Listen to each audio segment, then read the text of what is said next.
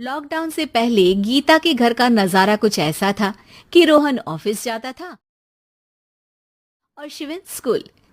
जिनके घर से जाने के बाद गीता काम खत्म करके बाकी समय आराम करती थी। लॉकडाउन के बाद ऑफिस और स्कूल घर में ही खुल गए और इससे गीता का हाल वो तो आपको देखने में ही मजा आएगा।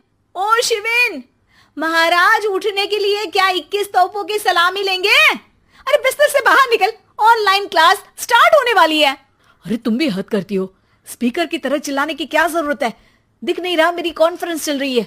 अब कैमरा और स्पीकर ऑन कर रहा हूं, मुझे कोई शोर नहीं चाहिए। इस पर जैसे ही रोहन लैपटॉप का कैमरा और स्पीकर कुकर की सीटी बजती है। करा लो अब इसे चुप। लॉकडाउन नहीं हुआ, मेरी मौत का फरमान जारी हो गया। दोनों बाप बेटे ने नाक में दम किया हुआ है। ऐसा बोलकर गीता वहां से शिविन के कमरे में पहुंच जाती है, जहां शिविन अभी भी सो रहा होता है। ओ आलसी, अब अगर 5 मिनट में नहीं उठाना तो आज तेरा शिविन बिना 1 मिनट गंवाए उठ खड़ा होता है। उठ गया, अभी नहाकर भी आता हूँ। ये नाटक कहीं और, मुंह पर गीला कपड़ा मार और पढ़ने बैठ। शिविन की ऑनलाइन क्लास स्टार्ट हो जाती है, जिस पर गीता उसे वहां बिठाकर रसोई में चली जाती है। थोड़ी देर में उसे कमरे से कुछ आवाज सुनाई देती है, जिसे सुनकर वो कमरे में वापस आती है। हाय राम, तुझे क्लास अटेंड करने के लिए बोला था, कैमरा ऑफ करके बिस्तर पर नाचने के लिए नहीं बोला था। मम्मी मुझे कुछ समझ नहीं आ रहा, आप बाद में पढ़ा देना ना, तो लगी गई है। हाँ बेटा, जरूर बन जा, तू अभी से हम सबका बाप बन जा।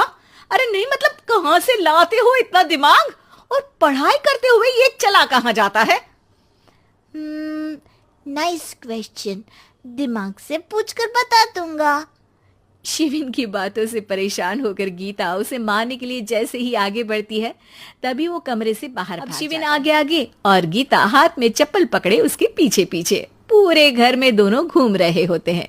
इसी बीच वो रोहन के पास पहुंच जाता है और शिविन को मारने वाली चप्पल रोहन के लैपटॉप पर जाकर गिरती है। ओए माँ! मम्मी, अब पापा को चप्पल मार रही हो? वो आज तक के रिपोर्टर, चुपचाप जाकर क्लास अटेंड कर ले, नहीं तो अगली तेरे पीछे लगेगी। इस पर शिविन वहां से चला जाता है। रोहन गीता से कहता है, इस सर्कस के लिए कुछ बोलना चाहोगी? अरे क्या करूं, जब से तुम दोनों घर में रहने लगे हो, घर अपने आप ही सर्कस बन गया है और मैं तुम्हारी नौकर। कभी बेटी को संभालो तो कभी बाप के नखरे उठाओ। इन्हीं सब उथल पुथल में दिन बीतते रहते हैं, जिसमें हर रोज घर के अंदर कुछ नया सियप्पा खड़ा मिलता है, जो ज्यादातर शिविन और रोहन की ऑनलाइन स्कूल और ऑफिस से रिलेटेड ही होता है। शिविन चल उठ, आज की क्लास जल्दी है। कैमरा ऑफ करके आप अटेंड कर लो। अरे ऐसे छित्तर पड़ेंगे, दादी नानी सब एक साथ याद आ जाएंगी। गीता की लाख मशक्कतों के बाद क्लास तो खत्म हो जाती है, लेकिन उसके बाद शिविन फोन इस्तेमाल करते हुए इंस्टाग्राम रील बनाने लगता है। रसोड़े में कौन था? तुम थी, मैं थी, कौन था? कौन था? हाँ, मैं गरीब हूँ। अरे ओ गरीब के बेटे, आजा, मैं बनाती हूँ तुझे गरीब। मैं बताती हूँ रसोड़े में कौन था। पढ़ाई करने बोलो तो इनकी माँ मर जाती है, और ये पागलपंतियां जितनी मर्जी करा लो। गीता शिविन को डांट रही में बोल पड़ता है, अरे बच्चा ही तो है, इतना गुस्सा क्यों कर रही हो? बेटे का साथ देने की इसी एक कोशिश में अब शिविन के साथ साथ रोहन भी गीता के गुस्से की सूली पर चढ़ जाता है। अगर बेटे पर इतना ही प्यार आ रहा है तो इसे क्लास अटेंड क्यों नहीं कराते, इसका होमवर्क क्यों नहीं कराते? उस समय तो बहुत जल्दी मीटिंग आ जाती है, वो काम मैं करूं और यहाँ इस बेफिजुली की चीज में तरफदारी करके बन जाओ महान। हे भगवान, कोई तो इनके ऑफिस और स्कूल खुलवाओ, मैं इन्हें और घर में नहीं सह सकती। अरे कुछ और मांग लेती, क्योंकि तुम्हारी ये विश इस साल तो पूरी होने से रही, कोरोना। हाय नास पिटे ने जिंदगी ही बर्बाद कर दी। खाए कोई पचाए कोई, कल मुझे चुन चुन कर सबको मेरी बद्दुआ लगेगी।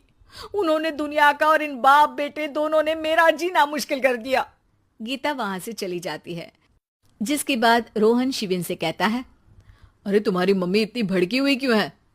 आपकी वजह से पूरा समय घर में रहते हो और उस पर कोई काम कराने की जगह बस ऑर्डर देते रहते हो।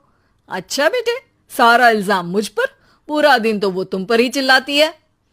हाँ, मतलब दोनों का 50-50 है, कुछ करना पड़ेगा।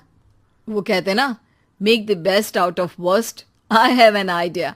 वैसे तुम्हारी माँ सही कहती है, बहुत जुबान चलाने लगे हो, कम बोला करो। रोहन और शिवेन अपनी गलती को सुधारने के लिए गीता के उठने से पहले घर का आधा काम खत्म कर देते हैं, जिसे देखकर गीता खुश हो जाती है और फिर बाकी बचा काम वो तीनों मिलकर पूरा कर लेते हैं।